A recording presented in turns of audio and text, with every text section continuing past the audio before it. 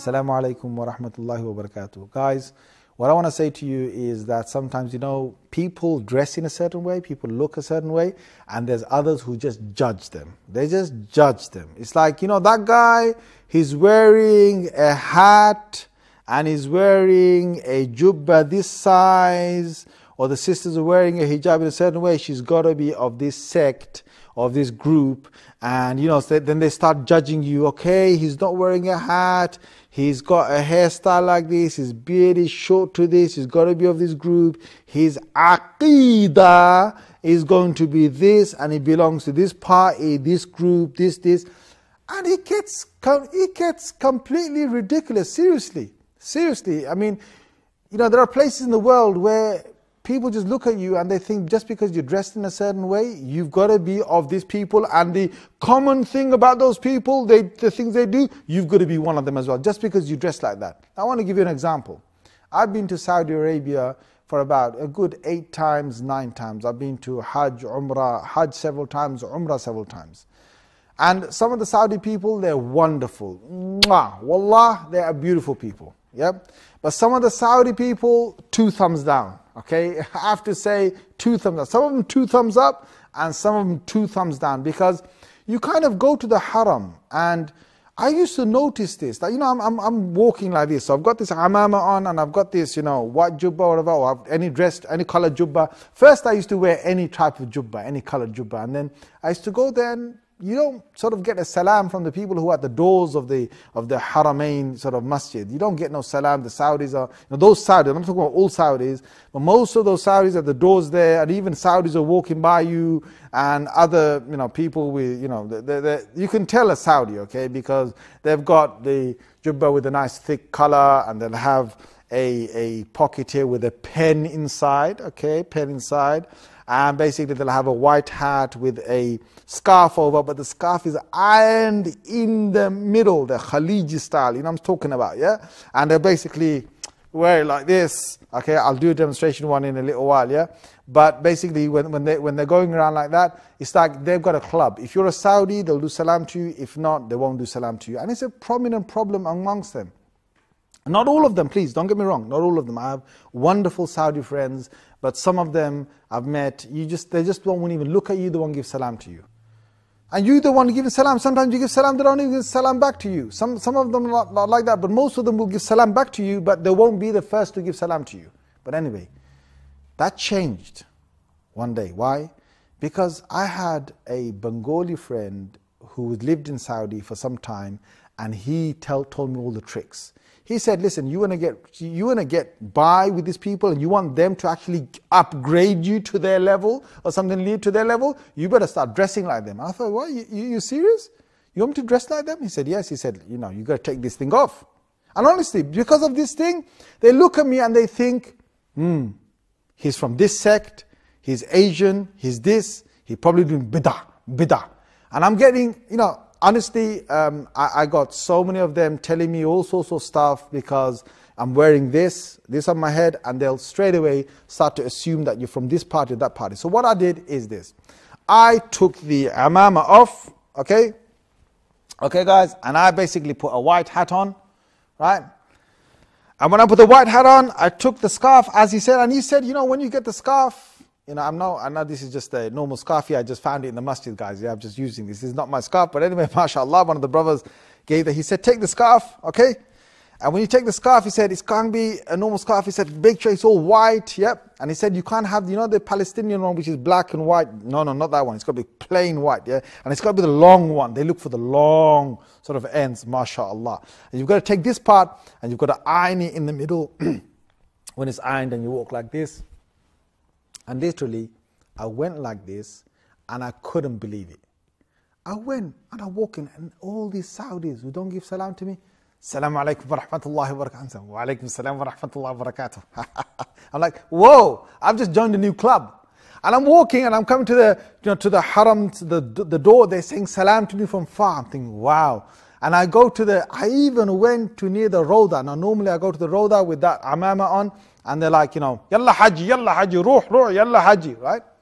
And I went like this, to the Roda, and they're all like, MashaAllah, Assalamu alaikum, tafaddal ya akhi, tafaddal ya akhi, come here.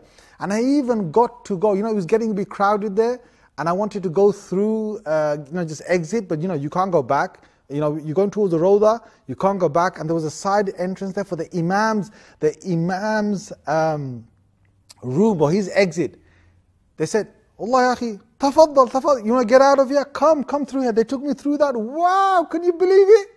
Upgraded, what I'm saying? I can speak some Arabic, so when I speak the Arabic, they think, wow, this is one of us. I look like some kind of Yemeni, some kind of stroke, some kind of Khaliji, so Arab, okay? So I'm getting all of this respect, and subhanallah, things sort of change.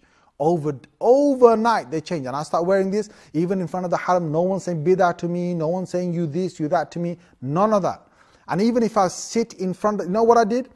I went with the group a few times, and I gave a lecture in front of the haram. This is outside on the marble floor. When I wore the imama, when I wore this, okay, I got policemen shoving me, pushing me. Okay, seriously, Saudi policemen. These white. First comes the people who carry on telling you bidah, shirk, bidah. Okay, they start telling me what you're doing here. You're not supposed to be here. Get out of here. And they telling me every other night, out, and so on, pushing me, shoving me, telling me to stop the gathering. It's only a small gathering. We're talking about the seerah of the Prophet ﷺ. Then a policeman comes. Seriously, he comes one comes with a jeep around, and he brings a policeman around, and then he comes, and the policeman gets me in a headlong and tries to get me in the police car, take me away. Just because what? Because this Haji, he wears this, that makes him look like a person who's bid'ah. Then what I did for the next few years, alhamdulillah, with the advice of my friend, I start wearing this, same place, I'm giving the dars, and the guy comes to me, and instead of saying, Yalla Haji, who gave you permission to be here, sit here, Yalla Haji, out. Instead of that, what he does? He says, Akhi, tafaddal ya akhi, bismillah, bismillah. He's telling me in Arabic, you understand, come on. Everybody else, all the other Asians and so on, Haji ruh, right? And in Medina Munawwara, comes up to me, sees me wearing something like this, and it's like, bismillah, akhi, I'll give you a few more minutes, like just quickly wrap up, whatever, and you can leave. Talking to me nicely. Why? Because of this. Subhanallah. And you know what? My friend did tell me, he said, keep this part ironed. You got to iron this. I know this is not ironed, but it's got to be ironed, because what happened is that over a couple of days, I lost the ironing part, right? And basically, I went to the shops, and it was kind of flat like this. It was kind of flat. And I went to the shop, and I'm looking for my respect, just not respect like I want to be someone high, just like normal respect that you give to a person who comes to your country. And I'm not getting any respect, and they're not giving me any bargains or anything. And I'm thinking, what's gone wrong? And I said to my friend, what is wrong? And he said, hey, you forgot to iron this in the middle, because if you don't iron this in the middle, you look like a cheap Indian that is wearing a round scarf. I said, okay, start ironing it again, and I become what they wanted me to become. And then you know what? Everything's cool. What I want to say to you is, look, I could go around giving my lectures like this and having all of this and, putting myself looking like a Khaliji. What's the difference? I'm the same person. I'm the same person whether I wear this, whether I wear this or that. I'm the same person. Why are you judging me and what's in my mind and my Aqeedah and who I might be, and your whole attitude towards me is changing because I'm wearing this or I'm wearing that? What is wrong? And people do this, and it's really, really sad that people do that. And I want to add something else on. Okay, this is for the religious people. When you see a man without a hat in a masjid, okay, let's just say, for example, okay, let's take this off. Let's take this off. Let's say I'm walking in the masjid, and I'm just walking in the masjid, and I come and I've got no hat, and I'm joining the prayers. No jubbah, no nothing, a shirt and trousers. Why do you want to judge me and say that I'm some kind of person who doesn't know Islam, this, that, oh, he's just the person? Why? I'm the same person. I could be the same person. If I'm wearing just a hat, am I a different person? If I'm wearing this, am I a different person? A sister without a hijab, is she different from a sister with a hijab? A sister with a hijab that is covering herself, with two pieces, different from covering with one piece? A sister with, whatever hijab it is, whatever jilbab it is, or without a jilbab, you're going to judge her because she's just like the rest of them? Or a brother with a jubbah or a kurta or whatever it is, how he wears it, dresses, you're going to put them in certain categories? Stop it, okay? Because, my friend, knowledge and taqwa person's knowledge of Islam, a person's fear of his heart is inside them. It's not because of the dress that they wear. Okay? It's not the dress that they wear. And I want to say to you, brothers and sisters out there, let's stop judging people. Let's treat people with kindness and with love. You know, the masjid should not be a place for, like, as a club for the pious, but it should be a place for treatment for those who are ill. It should be a hospital for the ill, not just a club for those who are pious. It's not a game where you kind of think he's not dressed like us, he's not one of us, we're going to treat him like this or not. He's not part of us until he dresses like us, until his beard is long as our beard. It's not a club. So treat people with fairness, with kindness. These are all Muslims that have come and they're all in front of you. They deserve a salam just like any other Muslim deserves a salam. And don't judge people's whole interior because of their exterior. Hope that makes sense to you. And next time, you might see me around somewhere in Saudi Arabia with this and me ironing it and walking around like this, I'm not getting those kind of yalla hajis. I will avoid all of that because of this. But I think, sometimes it's pathetic. It's pathetic because of a dress. You get treated in a certain way. Anyway, Jazakumullah khair. Wassalamu alaikum wa rahmatullahi wa barakatuh.